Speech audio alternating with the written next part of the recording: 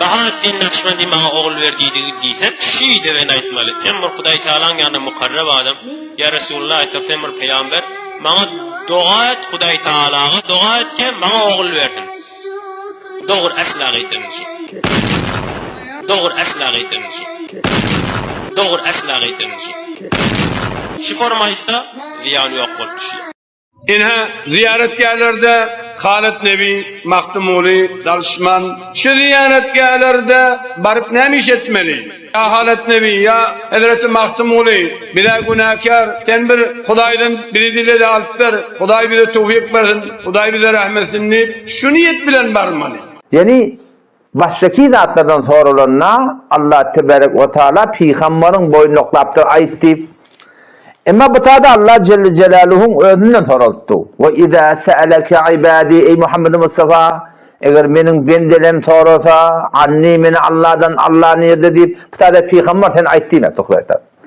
Öyle ediptir. Fe inni qarib meni Allah yakin ya da özüne yani özüne göre kalanına arada vasıta koymaptır.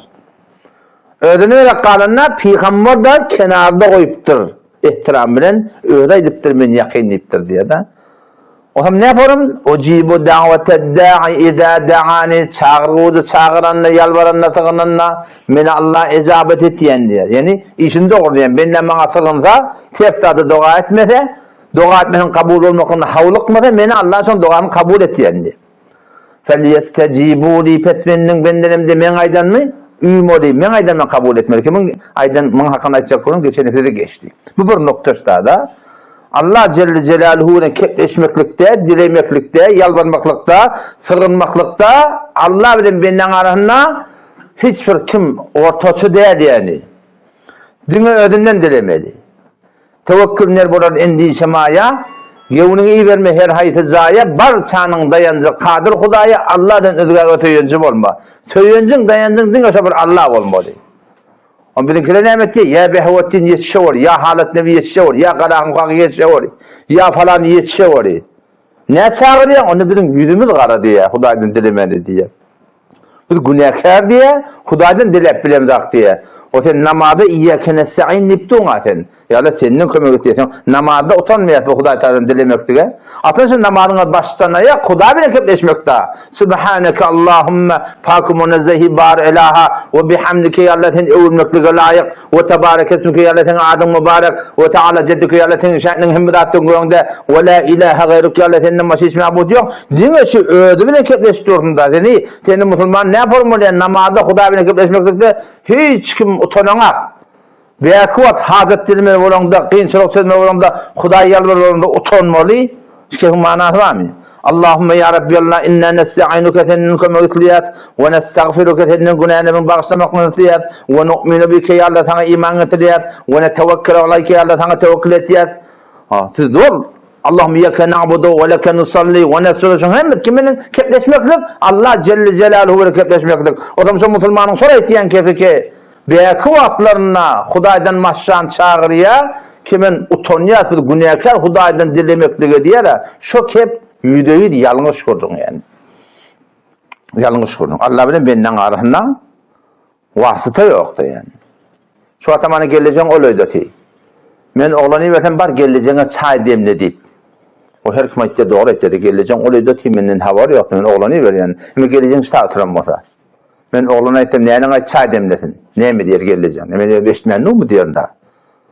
Şayet narap olsun, ne özmeyden artın diyor da. Allah Celle Celaluhu, meğer dünyanın padişahları yalak, meğer başka padişahları yalak, ona baracak olsan, onun kapısına baracak olsan, onun dilecek olsan, meğer arada adam mameketen ona aydar yalak. Adam mamarada. Meğer eşitmeyen mi o, meğer bilmeyen mi o, meğer havarsız mı o? Şu hep akıl kabul etmiyor şimdi. Akıl kabul etmiyor. Şu sayeden din ödünü yalvarmalı. Teri özü bizim çağır yarlamın ne yapalım diyor da. Bizim çağır yarlamın havarsızlar çağırıyor. Şu ödümün oğlancığın havarsız olur Muhammed Yusuf deyip mesela çağırsam o kafini sar dedi neyme diyen deyip. Ama Hafız Nurlak bendirdi diyor da şu var. O havarsız oğlum çağırsam bak neyine çağ demli diye deyip kim bana akıl diyorsa da. Bana akıl diyorsa mı siz? Bendirdi oğlum mecaret hava. Hafız Nurlak, bak neyine çay demle diyor. Hafız Nurlak senin havarı yok ha. Habarsız men çağırmalı ki habarsız neyden haber verdin.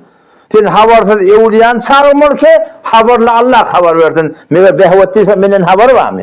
Haletten menden haber var mı? Resulullah Aleyhisselam menden haber var mı? Kim menden haber var şu an? Allah Celle Celaluhu'dan başka şu an menden kim haberli?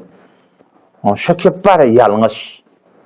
Dine ödene yalvar diyasan ya Allah evliyaların hürmetine, peygamberlerin hürmetine, şehitlerin hürmetine dine ödene sığınmalı yani. Allah'dan maşan çağırmaklık gayipten aslan doğru de. Sen şu an dünyada habersız dilini çağırmayan, sen ne yapalım habersız ölünü çağıracak?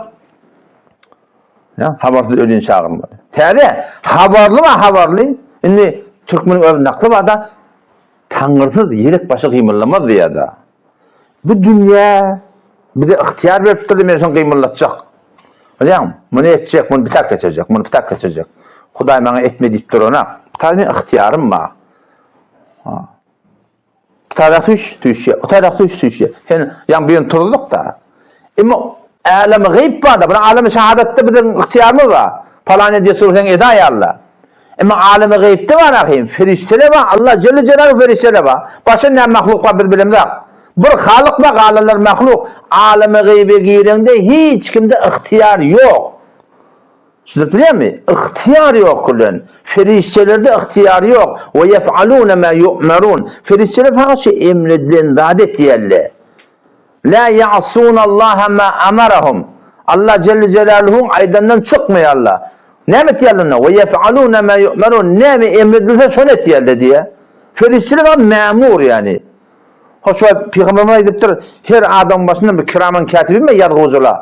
İki tane ya sokağın yediği günah yenen ferişteden başka Peygamber'e gidiptir. Her adamın taşta oranında 360 tane ferişte var diye.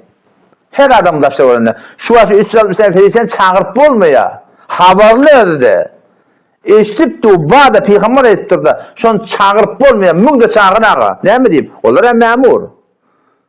Emredilse etiyerler. Ömürlen zayet sureye adı bardaki lehu muakkibatun insan için takip künendirler var. Min beyni yedeyi insanın evinden izinden gidip geliyerler var. Kim ola? Ferişteli diye. Vazifeler ne mi? Yahfadunehu min emrillah. Allah'ın desturuna vara benden koruyarlar. Allah'ın emrine vara. Men feriştelere sakın basarmayan ki bana havadarak böyle olayım. Maşin katana aktaracak. Telektör var. Deneme söylen etekten inecek. Bilmem falan yeri deriye gidecek. Ferişleri havadan aktarım. Bula ve yahfadunehu min emrillah. Allah Teala emretse şula varakim bir iş et diyerler. Havarlı ferişlerini çağıran peydası yok. Şu ne bileyim? Onu alemi gayb sicire. Ola tanrısız yelek başı kıyımlanmaz diyen şey. Tanrı istemese alemi gaybden hiç kim hissa etmiyor yani. Kıyımlanmaz başarmıyor. Orada da ihtiyar yok. Bizde bir tane ihtiyar var. Haberli ferişten çağırıp olmuyor. Habersiz ölünü ne yapar çağırsın? Habersiz ölünü neden çağırmalı? Hani himmetim kitabında bağlatma esen yok da. Diyor bu açılı müngördü bizim yüzümüzde kururdu biliyor musun? Hiçbir ayeti Kur'an'da, hiçbir hadiste, hiçbir himmetim kitabında hiçbir yok da açılı. İşte bir yerden ölülerin düzeninde atlar şey.